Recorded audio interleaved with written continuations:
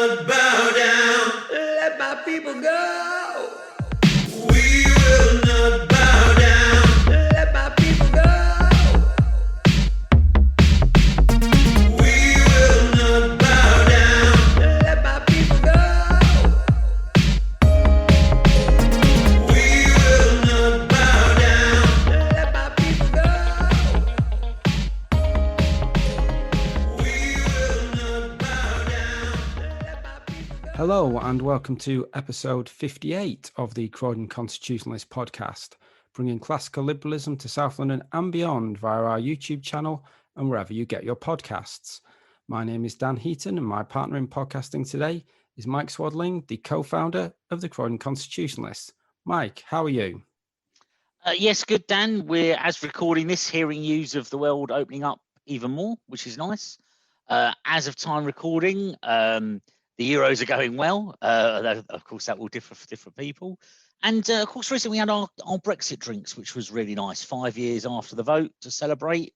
And it was good to catch up with lots of people we haven't seen for 18 months or more. Indeed, it was great to catch up with some people, as you say, we haven't seen for quite some time. And hopefully we'll be able to have a bigger get-together in a little while once we are freed from the restrictions as much as we possibly can be. Well, I am delighted to be joined today on the podcast by two leading members of what we might call smaller parties. First up, returning to the podcast is Steve Kelleher, who recently stood as the London Mayoral candidate for the SDP. Steve, welcome back to the podcast. Cheers, Dan. And we're also joined today by Scott Neville. Scott is the party founder and the nominating officer of the Hampshire Independents. And Scott recently provided us with a written interview, which you can find on our website. Scott, welcome to the podcast. Hi, Dan. Thanks for inviting me. So, Mike, why have we brought these chaps together? Well, we want to talk about the role of the opposition parties and who's providing an opposition for the Conservative Party in government. We've gone through a long period where the government really gone unchallenged in its main lockdown policy. We're not entirely sure that it's good to operate without an opposition. Indeed, you might wonder when the Labour Party really ought to be giving us a refund on delivering the job description. So we look at things recently. Labour has just won in the Batley and Spen by-election, but we're 11 years into a Conservative-led government, and if the result of that election was reproduced at a national level, Labour would lose 11 seats. That's 11 seats down from their worst defeat since 1935. So clearly they're not going well. Many of you might be familiar with political scientist Matthew Goodwin. He tweets a lot of opinion poll updates and details of how the parties are doing. The last opinion poll he tweeted was the Conservatives were 7 points up, and it's the 110th straight lead for the Conservatives. So we want to have a bit of a discussion with the guys here, and hopefully if anyone listening in and eventually gives us some feedback, that would be great. We don't have an opposition party worth its salt at the moment. I think we all agree that for good government we need one, and the question is how do we get that? So if I might just kick things off by asking Scott, why aren't Labour and the other parties providing an effective opposition, do you think? I think there's a number of reasons for it, really. There's no one that sort of overrides everything. In the past, Labour have sort of just gone against the government on every single thing, just on almost an ideological grounds. The Conservatives have said something, so Labour have been against it. And that, in many ways, is equally ridiculous as the situation we are in now. If there was, a terrible natural disaster somewhere in the world and the Conservatives put a motion forward to say we should help them out, clearly we probably should, and Labour would go against it just to be against it. That's ridiculous as well. So they've given that up, which I think is good. But because I think the Conservatives and the Labour Party have largely sort of coalesced around the same sort of viewpoint now, that they can't oppose it, because if they stick to the things that they believe in, well, they believe in very, very similar things. So how can you oppose it? They've lost that sort of part of them that would want to challenge, just for the sake of challenging and throwing some ideas out there. And the other part of it is, and this is a particular subject that I find really frustrating is this phrase, the science. And it's almost now that some political debates, particularly around climate change and things like that, party one have said the science. Oh, well, there we go. They've won. They've got the science in first. But science isn't like that. Science is about forming an idea and testing that idea. And then you slowly build a body of evidence that supports it. It's not about just, oh, here's one thing that says that, therefore it's right, we accept it, move on. And because they've sort of both gone down the science route, because the Conservatives tend to get in there first, that just nullifies everything that they have to offer, really. So I think it's those two strands that are coming together to create this mix. Yep, I'd agree with that, Scott, to be honest. In many ways, what we've got at the moment, particularly given both parties' response to COVID, is Labour have just said we'd do everything the Tories would do, but we'd do it sooner and we'd do it harder and we'd do it first. So how can they oppose? When it comes to bigger political questions, they're torn apart internally.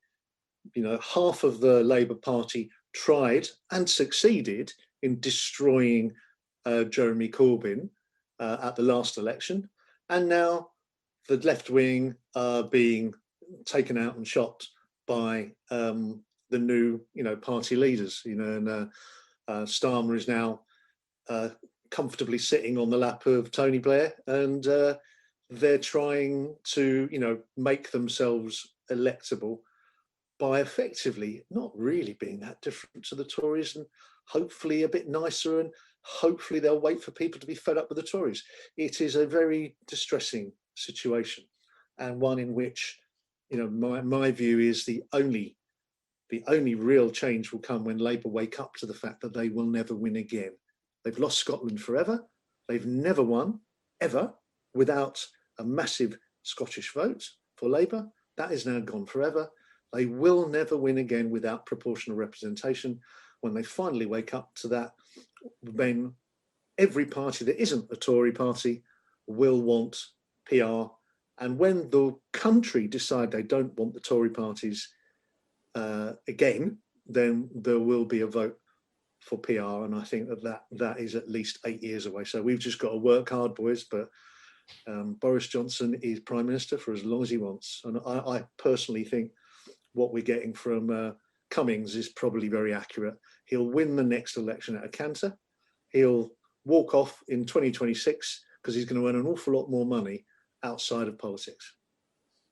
I think you hit on a very interesting point there, Steve. There's an age-old saying, isn't there? It's not that oppositions win elections; it's that governments lose them. Yeah. So another perhaps angle is that Labour are banking on that, and they're just waiting for the Conservatives to mess up in order for them to win, rather than having anything credible of their own to put forward. Yeah. Can you see at the moment any rallying point policies, any radical new policies being put forward by Labour that the rest of the country can go, oh yes, this is what we need? There's nothing. What they're saying is vote for us because we're not the Tories. Just a bit like Biden. Biden's policies in the US were vote for me because I'm not Trump, and it won. It did indeed. I guess that, and maybe that's, and it's interesting you say that, because what I was going to say there was just suggest a slight different reason as well. Particularly Labour can't provide an opposition, and indeed this is true for the Lib Dems. They're on the wrong side of the culture war, and the culture war being Brexit. Conservatives were with the majority. Whether it's tearing down statues, the Conservatives are with the majority, and necessarily, although arguably in government they've done nothing, but Labour have been against the majority. The Lib Dems are likewise. Whether it's free speech, Labour's against the majority view, and you can keep going down. And there's going to be a vote soon, I believe, on the overseas aid that we give. We see the opposition parties against the cultural majority in the UK and what they feel. Of course, in the case of Biden, he was able to win in America partly through maths. There are just that many more left-leaning woke people in America for a whole load of socioeconomic, demographic reasons. That's the case than we've got here. and the opposition parties have managed to put themselves on the side of quite a small minority, and when you've told the majority, stuck two fingers up at the majority, it's very hard to go anywhere from there. I couldn't agree more. Seriously, Mike, this is the situation now where the Labour Party are winning votes and look like they could continue to win votes in places like Chipping Norton, Cambridge, Oxford, central London, central Manchester, all the places that are woke, all the places that are young and university graduates, and this whole social justice woke agenda is where they're getting the activists and where they're getting the passion. And the moment they move away from that, they'll lose votes. And that means they're now on the side that they are a woke party of rejoining Europe. And if they don't do that, they lose votes. So they're going to completely bleed votes in the red wall, and they will consolidate votes in the areas where they're already strong. I think they're caught between a rock and a hard place, and they are going to never win government again. Did anybody see? I think it was Rachel Reeves on one of the Sunday morning. Yeah, she was on shows. Marr. I wanted to punch Marr in the mouth because he was so useless. But yeah, I saw her. She was suggesting something along that lines of Labour's going to come out with this Buy British policy. Well, no one's ever thought of that before, have they? Well, at least they've got something that's somewhat credible towards climate change and people can see working. That's one thing that I've always found bizarre about climate change, and it affects the area that I'm in Hampshire particularly strongly, in that there's a very big push to put solar farms on fields, and yet then we import food from all over the world. It just seems to me that it would make more sense to actually grow food here and get the food miles down into the tens rather than import it from all over the world. But yeah, Labour have seemed to have adopted the key thing is, and I can understand why it's a nasty trap that they've fallen into, and part of me doesn't blame them completely for falling into this trap. The minority that they're going for is very vocal, is very loud, and makes a lot of noise. It's very easy to hear them. And if you were just looking at the noise levels coming from various different camps, I can see why you would think that a smaller camp is actually bigger than it actually is, because it's making so much noise. So I can see why they sort of got sucked down this route to begin with. And I wouldn't blame them for that. Everyone makes mistakes. But the fact that they keep going on with it and not realizing the errors of their ways, in that, maybe you need some sort of halfway house where you take some of their ideas on board and also the mainstream ideas. And maybe there is a balance that where you can keep everyone happy. I don't know. But they don't seem to be trying to find it.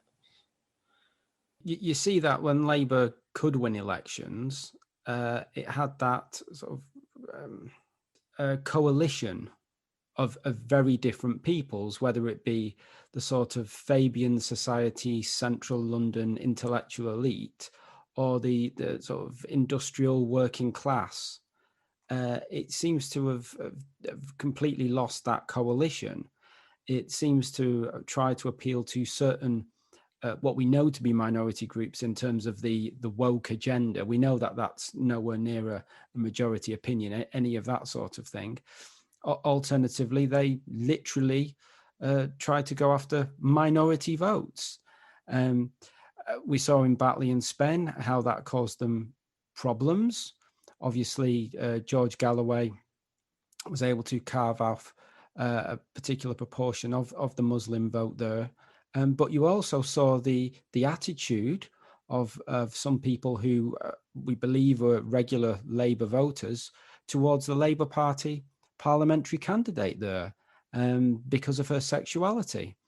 I don't know how they square that circle when they're trying to appeal to such very disparate bodies of opinion. No, you're right, Dan. They're really, really stuck. And as I say, I think it's only when they realise this and advocate a policy of proportional representation that we get real change. We need the Labour Party to want PR. And I think they will when they realise they have no hope of ever winning power again. So that's some of the problems with the Labour Party. I suppose the question is, what replaces them? What comes next? So where do you see the gaps in the market for an opposition force? Well, it's not on the right, is it, Mike? You know, there's all these parties beginning with R. So, you know, Regain and Rejoin and Reclaim, and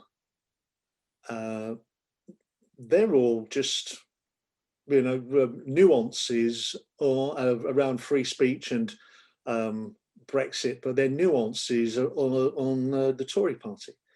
The gap is clearly on the left. The gap is clearly for an opposition party that has radical left-wing economic policies, but strong conservative cultural stances, and which is where, you know, I stand and we stand in the SDP.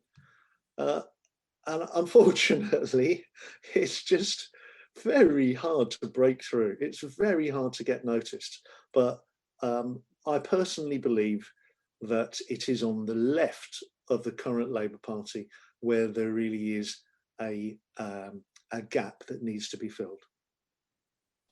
Yeah, I largely agree with Steve. I do think there is some space on the right, because I would the Conservatives are not being very good with economic issues on the right, and I think there is certainly a gap there. You look at the way that some of the contracts have been given out, and no one thinks that the free market is supposed to be jobs for the boys endorsed by government. That's not a free market, is it? No. So I think there is a space there.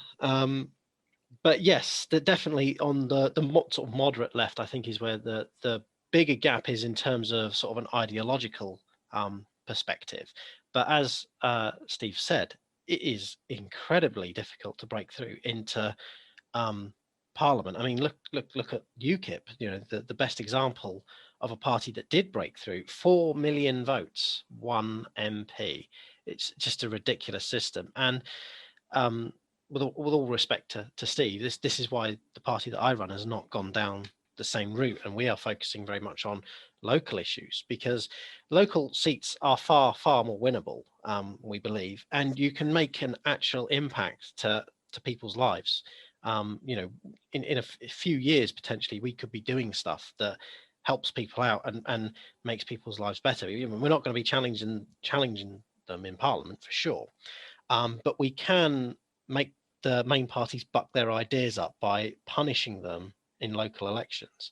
And I think that's where our niche is that we can hit local issues very hard, with good quality independent candidates that are doing what's right for a particular area and not standing up for a big party manifesto, and just extract a pound of flesh from the main parties, and then hopefully maybe they will buck their ideas up nationally. And it's funny you say that. So obviously your two parties have taken a very different approach. One's more national, one's more local. Interestingly, at the last general election, it's been true the last couple of general elections, the biggest of the small parties. So when you get past the regional parties and the Brexit party and all of those, it's the Yorkshire party. They for a couple of elections now have trended rather well. Obviously geographically limited in terms of where they stand. One of the other big small parties is the Christian People's Alliance, and I mention them because we've had quite a few dealings with them, and I heard their leader interviewed a few years ago now, and something he said that I thought was a very realistic goal, which was his goal was for them to be the biggest of the small parties in a few years, and that was just by and that would be achieved by basically running enough candidates. So that you could get some name recognition, you can get a party political broadcast, you can do things in a certain way, and it felt like they had a plan, which is often the case that I think, frankly, is possibly missing from some of the other parties. Is my sort of humble opinion. But you've both gone down different routes. Any thoughts on what you think? I suppose Scott's talked about it. Steve, where do you see the route now for the SDP? Well, again, I would really wish Scott and his party and that idea 100% of luck, and I actually also think that local councillor type focused attack is a very important way to go. But the way we see it in the SDP, and the way I know it is seen by some of the parties that begin with R. I was in the Brexit Party. I stood for election. I had many conversations with Nigel over the course of the run-up, and he said something very clearly. He said, running a national party, UKIP, the worst nightmare job in the world. It's herding cats. You've got very, very well-meaning people all over the country who are utter amateurs, running off in different directions, screwing everything up. What a nightmare.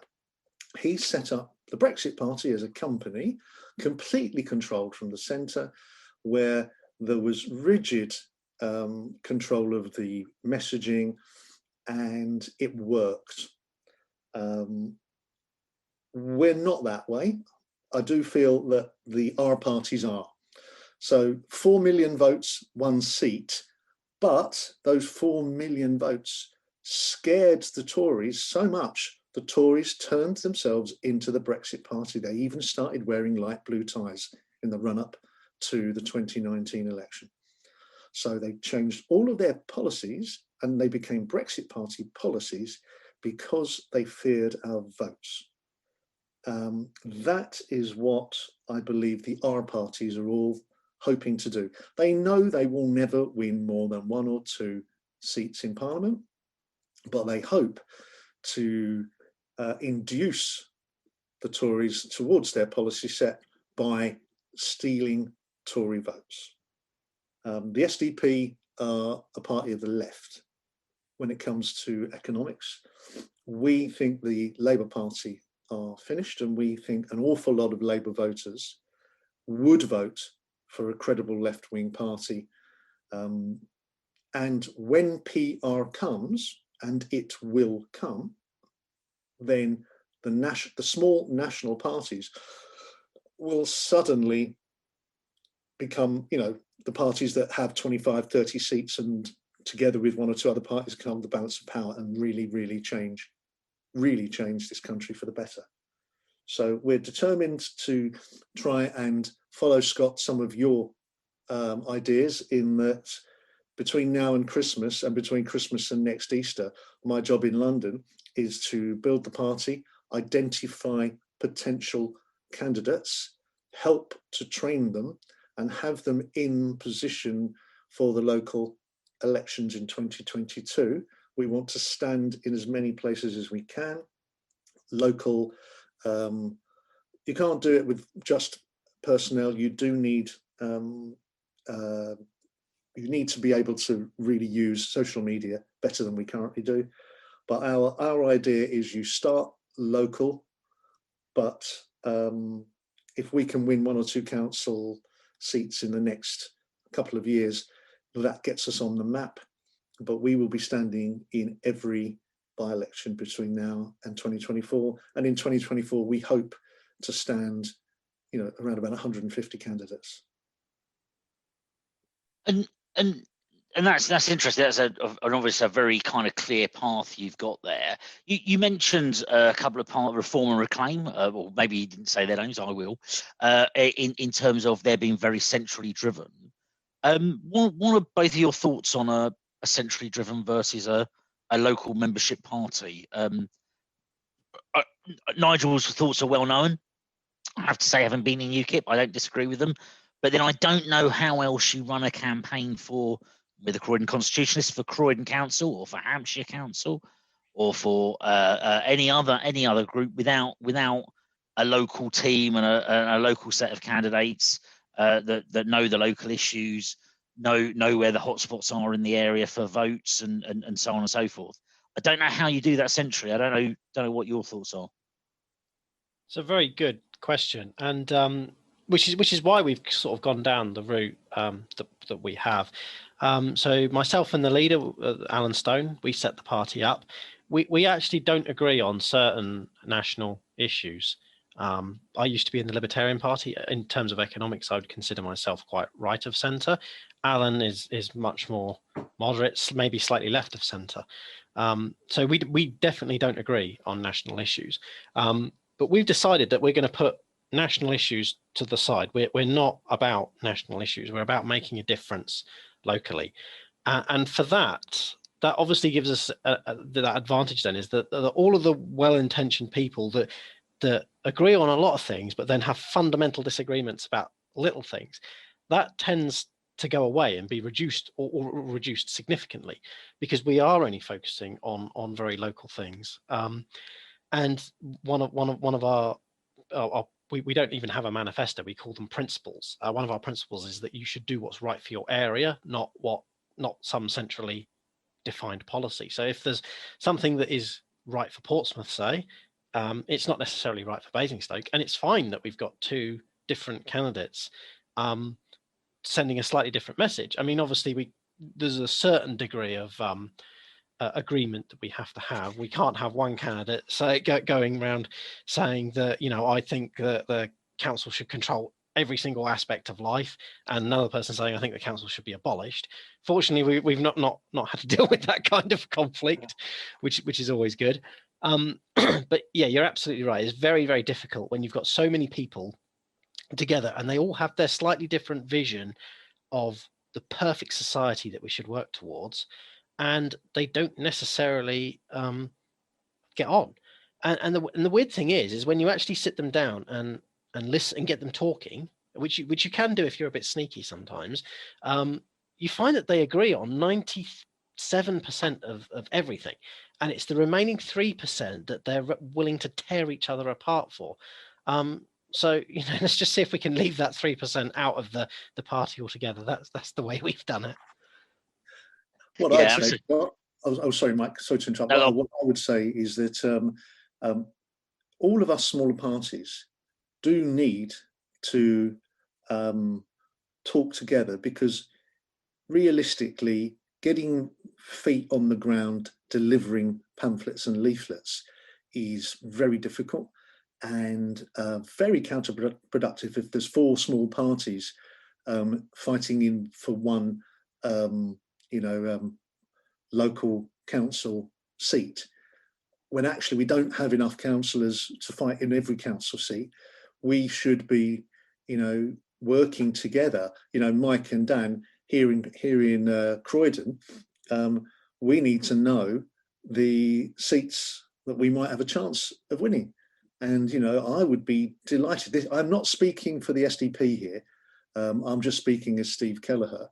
But whilst I'm going to be building the SDP in South London, and I'll be putting forward candidates for the council elections, I have every intention of helping you guys, because there's nothing that we don't agree on in the big picture that me and my troops can't help deliver your leaflets. And I'd like that in return. We need to organise together to try and combat the big guys, because at local level, a few hundred votes really, really make a difference. Yes, Steve, I can completely and utterly agree with that. And if the SDP wanted to get in touch with us about working together, we would be happy to speak to you. We've actually worked together with a couple of organisations already. So in the last election, we worked with an organisation called the Whitehill and Borden Community Party. Their leader, Andy Tree, was successfully elected to Hampshire County Council. We worked with a couple of independent candidates in Portsmouth City. One of those was elected. Sadly, the community group in Hart that we also backed, they lost one of their seats. So, many of these parties are actually older than we are. But yeah, absolutely work together. Where you agree on stuff, there is no point fighting each other. 100%, Scott. And as I say, we're not going to be standing in every council election, but if we are working together, and I don't know the area perfectly well, but I'm actually going to Southsea for a few days holiday in a few weeks' time. But let's say someone you're fighting Portsmouth, but you're not thinking of fighting in Southsea. We ought to be working together. What I'm saying is that's where we can maximise our impact of getting your message out in your area and our message out in our area, and we just need to organise, because the Tories are going to walk away with it if the left or let's say the non-Tories just scrap amongst themselves. You mentioned there about leafleting, and obviously that is a critical way. How, both of you, what are the methods you've used, you've tried? Dan and I sort of talk a lot about our fun during the referendum of different things we've done. What do you see as being the options you've got, the tools you've got to garner votes? Well, if you from the perspective this week, there's an NCC with the SDP are actually going to be looking exactly into this, and currently, obviously, things aren't working. Right, we're building our membership. We're standing in all the elections that pop up, and we're going nowhere. You know, we are. What did I get in London? I got what, 8,500 or 37,200 first and second preference votes. Sounds a lot, but then I stood next to I'm an SK. The other SK was Sadiq Khan. We were standing next to each other, and I got 37,200, and he got 1.3 million. So, so we're not really breaking through. How are we going to break through? You have to focus on the media, and it's impossibly difficult.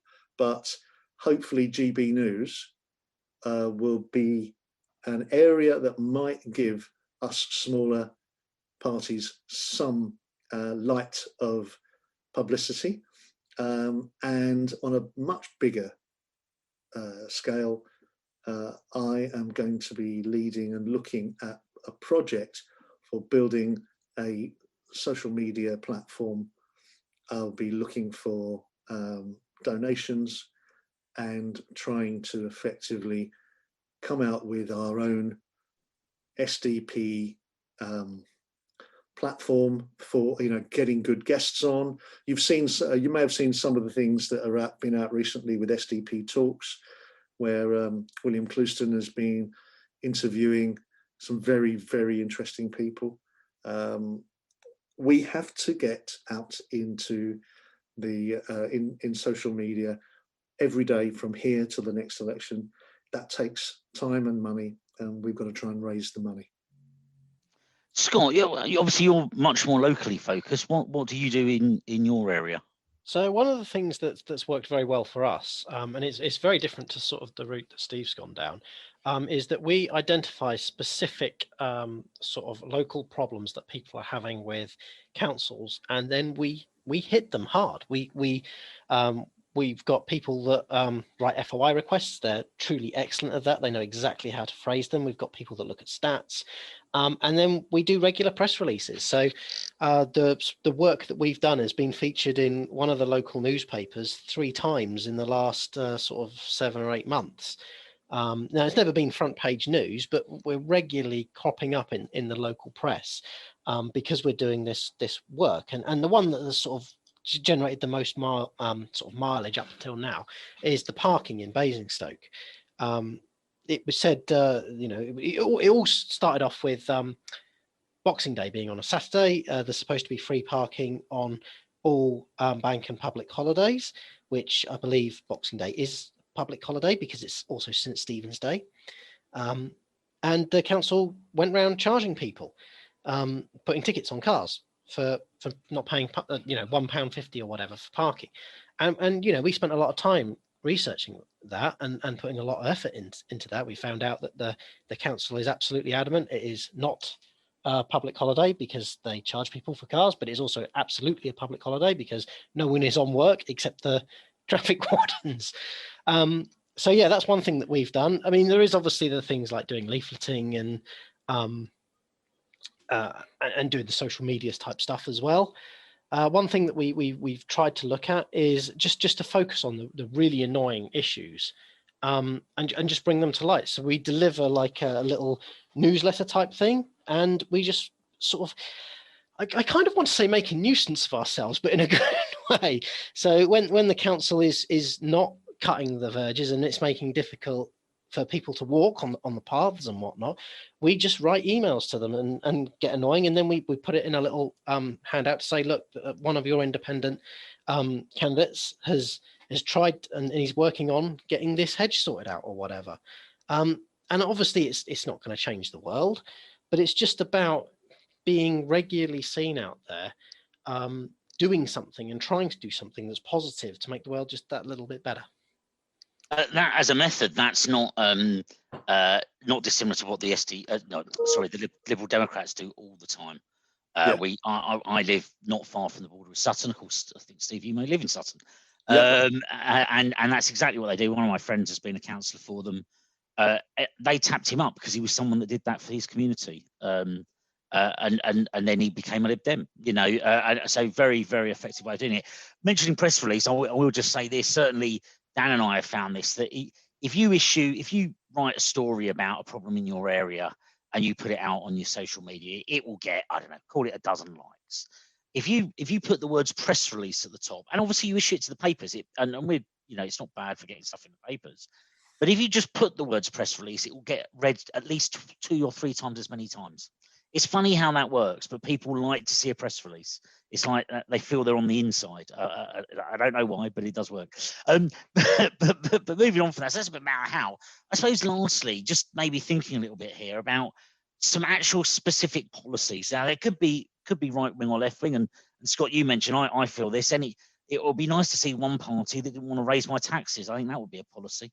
But what do you think some specific policies any opposition party might use that could win some support out there at the moment? I think one of the key things is you need to be clear that we've moved on from Brexit. I think that's one thing that really does drag the Labour Party backwards, is that there is this, whether it be true or not, there is this feeling that they haven't really moved on from that. They are the party of rejoin, Scott, aren't they? Yeah. I mean, even if officially they're not, or were to officially be not, I don't actually know their official stance, if I'm going to be brutally honest. But there needs to be this feeling that we've moved on. We're moving with the times. We're going forwards. We're not trying to go backwards, because there's no universal constant in the universe. The only constant is that there's change. So we need to be looking forward. I think in terms of specific policies, obviously I can't speak for the whole country because we're a locally focused group, but housing is a key one where we are in Hampshire, and there needs to be a sensible plan to reform things like the Town and County Planning Act, so that wild spaces and natural environments are properly protected. It's not just a sea of houses going up everywhere. I mean, for example, as I've said before, in Basingstoke, we see the housing development as sort of a weird version of whatever the Romans done for us. Apart from the A30 development, the Portsmouth Settled Estate, there's no housing going up in Basingstoke. Oh, apart from the Many Down project. Oh, and the houses in Brighton Hill. Oh, and the development the other side of the hospital. And it just goes on and on and on and on and on.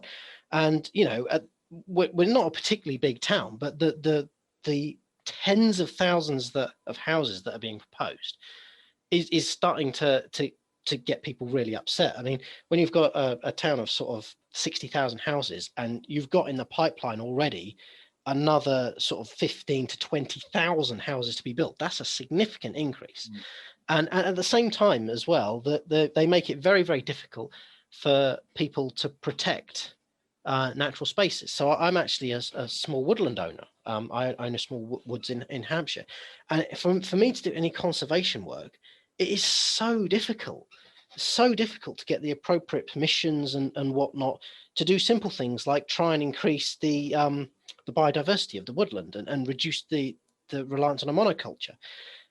Very, very difficult. So I think there needs to be a lot of reform around that to properly protect the natural spaces, but also allow people to conserve them properly. And that's obviously a very difficult balancing act. And if I'm honest, it's not going to come with a big party because they're too in the pockets of the housing development organisations who kind of run the housing market like a mafia, really.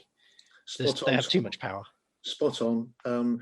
You should listen to Liam Halligan, the presenter on GB News and the Telegraph writer. He's written a book called Home Truths that I think is a genius insight into exactly what's happening. The Tory party are captured. Their major donors are the top 4 or 5 property developers. Back in 2019, when Theresa May was disastrously the leader, the Tory party were almost bust. They actually had debt. They had no money in the bank, and they were actually in debt because their donors moved away. They got rid of her. They brought in Boris, and in the last 2 years since Boris has taken over, the big building developers have donated £11 million cash money, all legal, to the Tory party. And every single time, Rishi Sunak has sat his ass back down on the seat after giving an address to the country and a budget. All of their share prices have gone through the roof because every policy he has put forward since the 2019 election increases prices without increasing supply. You mentioned there are tens of thousands of proposed houses. There are 1 million current building permits that have been signed off. Yes, please go ahead and build. Those 1 million building permits are sitting in the back pockets of these top 4 property developers, and they are not building because their job is to make prices go up. We do not have capitalism. We have an oligarchic fixed market. There's so much money in it that we really do have a terrible situation. The Tories are not bad, evil people, but they are convinced that if they look after their donors, they will eventually have a better world. We're seeing the evidence is not that. That's just not happening. So whilst you're fearful of the thousands of permitted houses that might come, I'm telling you there's no evidence that they will come at greater than a dribble, which will allow all property to only go up. And that is no market. No, indeed. So, no, thank you. That's been really interesting to talk over there about what we think of the opposition. Let's hope we see some party make a breakthrough, or indeed the current oppositions act like one. Dan, over to you. Yeah, it was really a really interesting discussion there. We at the Croydon Constitutionalists are always interested in supporting political parties and candidates and local campaigners who are of a similar mindset to ourselves. Steve, you very kindly offered to deliver some leaflets of ours. I must remind you, we're not actually a political party, so we won't be entering into any official or unofficial pacts with the SDP at this juncture. But certainly, we're happy to publicise any events that you might be putting on in the local area. Cheers, Dan, because exactly, you're focused on local issues. I am a Sutton, Croydon guy. I am going to similarly be very focused on that. But the bigger picture is identifying candidates who are willing to stand over the course of the next couple of years into the 2024 election. That'll be very interesting to see how everybody gets on. Well, Mike, it's been a little while since the last podcast. Why don't you let the listeners know about some articles we've had on our website? Yes, lots of articles on our website. So if you haven't seen them already, have a look. Recently, we've just posted up a letter from Tim Deuce, who actually composed the music to this podcast, an open letter to the Prime Minister about COVID passports and why he thinks they're such a bad idea. So worth a read of that. We've had another update from our glorious Croydon Council, reported in the Local Government Chronicle that they have risks against their current funding of 26.6 million against a reserve of 7.4 million. So no sooner have they been bowed out, and it looks like they may need it again. Read more there, and yes, it's sorry reading as we expect. Since our last podcast, we've had a pubcast. So Dan and I met up at the Foxy Hatch in Purley to discuss another year, a third year of the Croydon Constitutionalists and what we've been up to. So it's a short listen, but worth having a look at the Croydon Constitutionalists pubcast and listening. A couple of articles from Josh. Josh has written about the cure for healthcare and some of his libertarian views and arguments for reforming healthcare and changing the NHS in this country. And also quite a detailed economic piece on the role of advertising in the economy and and how that operates. And then lastly, but by no means least, of course, we had an interview with Scott. So Scott from the Hampshire Independents, who you'd be listening to. His article's up online. Have a read if you want to find out more. Indeed, some good pieces up there. Well, if you'd like to write for our website or have any stories you would like us to cover, please do contact us. You can do that via the Twitter @CroydonConst, via our Facebook page, via our website, croydonconstitutionalist.uk, or via email, croydonconstitutionalists@gmail.com. Well, do please subscribe to the podcast and the podcast and our YouTube channel. Do please like, share, and leave a review. It's always good to get feedback, and it helps others to find the podcast. Thanks again to Steve and Scott for joining us on the podcast. It's been a pleasure, gentlemen. Thank you for inviting me. Thank you very much, Dan. Thank you, Mike. And finally, thank you to all of you for listening. Until next time, it's goodbye from me. And it's goodbye from me. Goodbye.